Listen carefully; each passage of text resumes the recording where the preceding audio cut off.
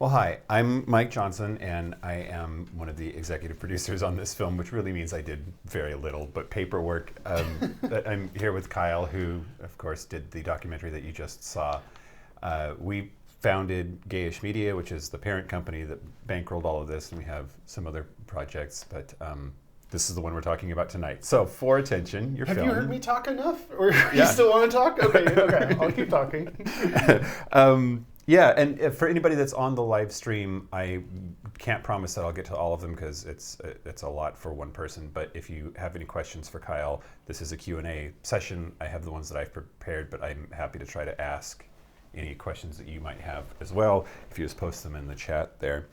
First of all, congratulations. Oh. It's been a long time coming, but the fact that you did it, you finished the film and it's out in the universe. Yeah, there's a long period of time between being done and being like, cool, it'd be great if this could be up. And then it actually happening is a lot of filing things and filling out forms and more of that than I would ever wanted. But yeah, thanks. Yeah. How does it feel to get it out there in the world?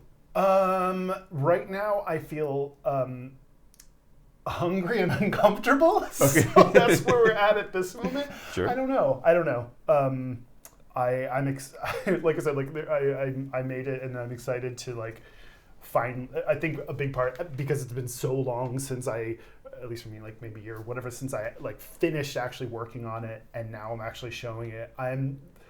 Part of this is I'm very glad I made this thing and that people are seeing it, and I'm ready to be done and move on to the next thing. At least that's where I'm at. Yeah. Well, let's talk about the process for a little bit. Where did this idea come from? I started filming myself when I was dating a now ex, and I didn't know why specifically, but I just thought it'd be interesting. I thought there could be a story, and I think what I learned through doing the podcast with you is talking about things and sharing things and showing things are really useful for me. So that's how it started, and then very early on we broke up, and I just kept going. I just kept filming myself. I kept filming myself talking. Some of this that was recorded took place during COVID, so partly it was my therapy. It was once I got over the discomfort of starting to do it, then it was when I was thinking things and was confined in a space and had no one to talk to about it. It was nice to turn on something and share what I was thinking. Yeah. So, roughly, what kind of a time frame are we talking about? How long of your life does this film cover? Yeah, probably a year or so of my life, and then I edited it in maybe 3 months or so. Mm-hmm. So there was a little bit of overlap there. Yeah. Okay. When would you pick up the phone and film? Most of it's filmed on your iPhone, right? Yeah. A lot of my iPhone, a lot with the fan going on in the background that the audio designer let me know about was difficult later. But it was a very weird experience of knowing I wanted to say something and then vaguely having, at the point where I had a vague idea of a movie, then is this going to become a part of it? And there's this whole thing that I think that process mirrored depression is what part of all of this is real and what part is fake. And I mean, in the film you saw, I because I actually did everything in there's all of it is true. But I think it was just there having feelings of self-harm or feelings of suicide. Often there doesn't feel like there's any. It just can feel trapped. It can feel like there's nothing else, and so having some way of getting something out, and feeling productive for a second, taking pain and difficult experiences and turning into making a thing, was a really useful tool for me, therapy tool almost. Yeah. There's a very meta moment in the film when it's a clip from Broad City, and they're talking about the fact that they are filming it impacting what it is that they're doing.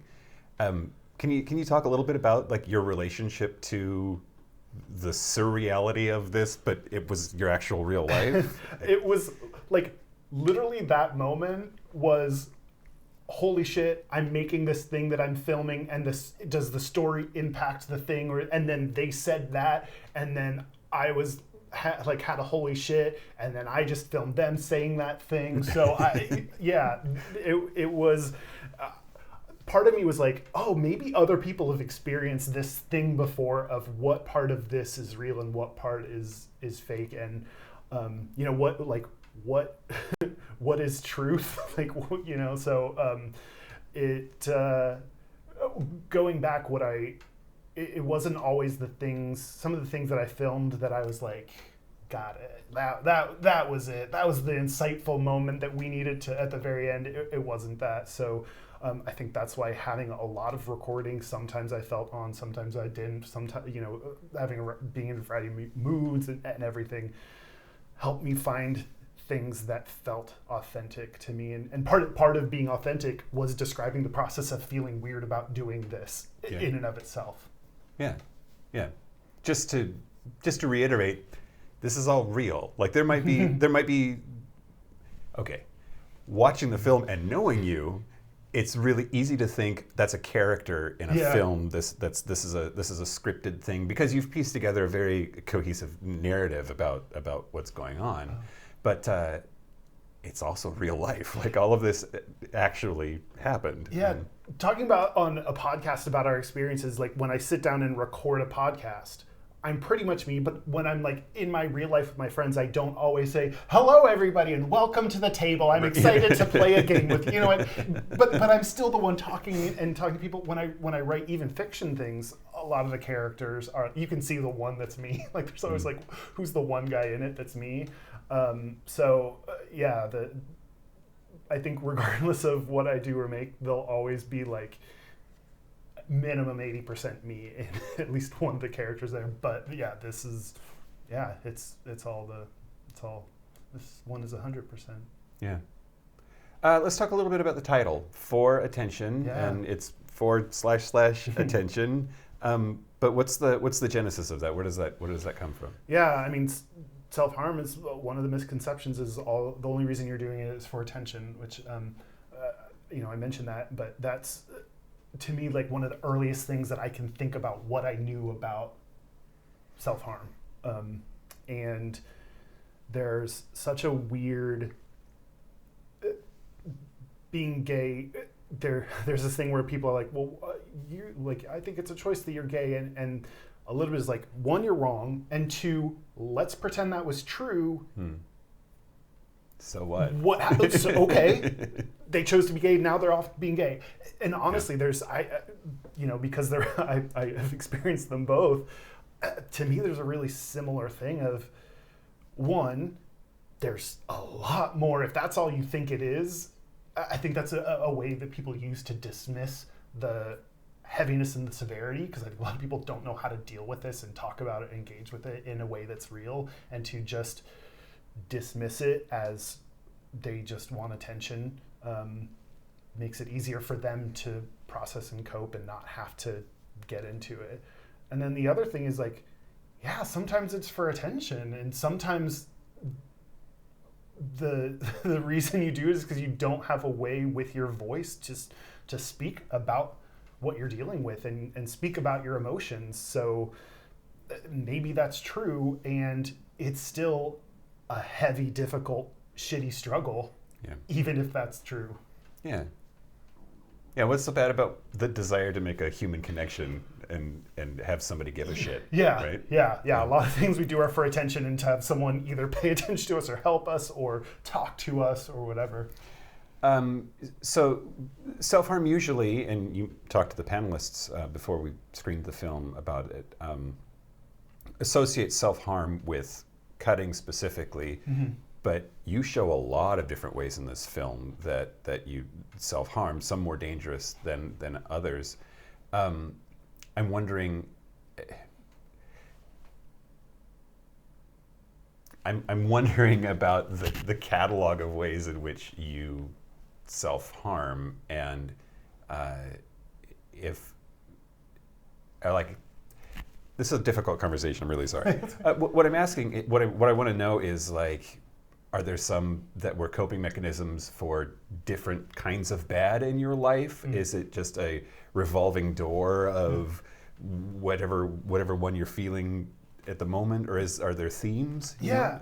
Well, I think when part of talking about this, oftentimes I do feel like it's, I just want people who don't have this experience to understand it. So I'm both, in trying to explain it, have to do at least a little bit of understanding myself. And it's like, if when I wrote an article about this, and I can't write 10 pages about this, and that's how it started, because I didn't personally understand it. So as I was going through, I realized that, I do a lot of things to try to shut down my emotions, to shut down feeling, to not deal with and live in a moment that's difficult. And so I personally made that connection for myself of, there are a lot of ways I do this.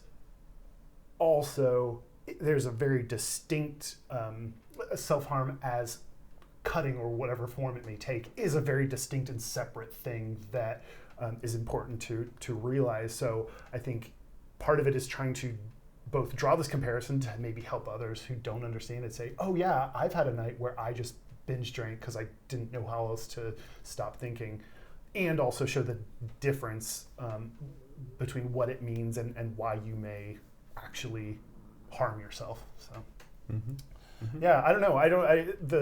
It's interesting you mentioned like what to use when, and I don't actually. I do kind of have a like rotating kind of list of things I use that are range from very helpful to very bad, and I don't know. I wish I should understand a little bit more about when and why I use that, and that would probably be useful.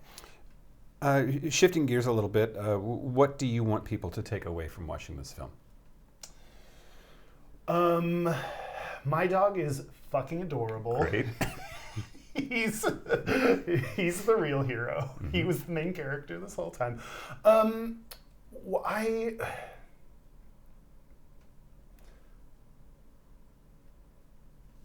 want people to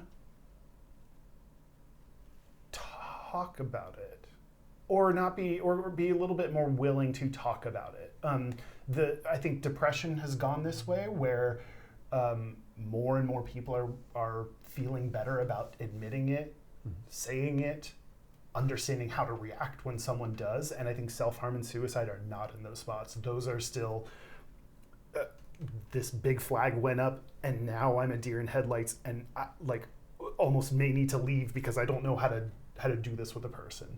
And I want to break that down. I want people to hear and understand what it may be like, so that if someone says it to you, you have a little bit of an idea, at least from my perspective, or if you watch the panel, from the panelist perspective, why they may be doing this, and what's the awful ways people can react to it and the helpful ways people can react to it. So it really is to just start to say something about it that allows people to have conversations they thought were too scary or off limits to have.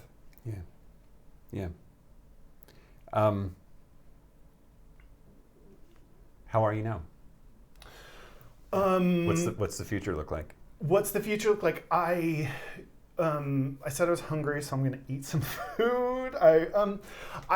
Something that I got a lot of rejections on the film, and one of the worst things that someone said when they replied to me is, we're glad that by the end of the film there seems to be hope for your life. It's like, ooh, you don't know what you're talking about, and maybe I'm glad, maybe you were right to reject this thing because you don't know how to deal with this. I think people I struggled with, I didn't want to end it on a high note. I didn't want to end it on a useful note. There's so much about this that I don't think a TV show or a movie would show, because frankly some of it's boring, and that's how it is. Like, so I also didn't want to end on a way that made you feel good about it, that made you feel like it's wrapped up. So I think the expectation of people who talk about challenges is they want it others want that story to be over and then to be reflecting on how they got through it and survived.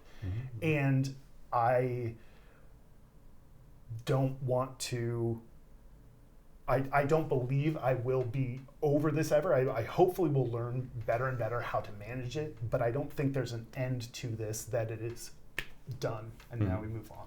So it'll continue to be something I struggle with, sometimes worse, sometimes better. I will continue to struggle with other mental health issues, and I just want to learn more tools, learn more about myself to help myself manage through it. Okay. You willing to take a question from Facebook? Sure. We have one from Z Griffler who says, thank you so much for sharing this vulnerable piece with the world, Kyle. Was there something you were most surprised by when putting together the film and reviewing what you filmed of yourself? I didn't, I included my dog in there because, one, I think like with such a heavy thing, honestly, having something that's adorable is like a little bit of relief. But I didn't realize I saw these things where I was telling my dog not to lick himself, and I was like, holy shit! Like when we're walking, my dog is like walking and sniffing, and he's by the road, and I'm trying to get him out of the way of the road. I'm lamenting that I can't take even better care of him, and I didn't think that's what I was doing when I was filming those, but I was like, wow, sometimes the way I care about another thing is better than the way I care for myself. Yeah, absolutely.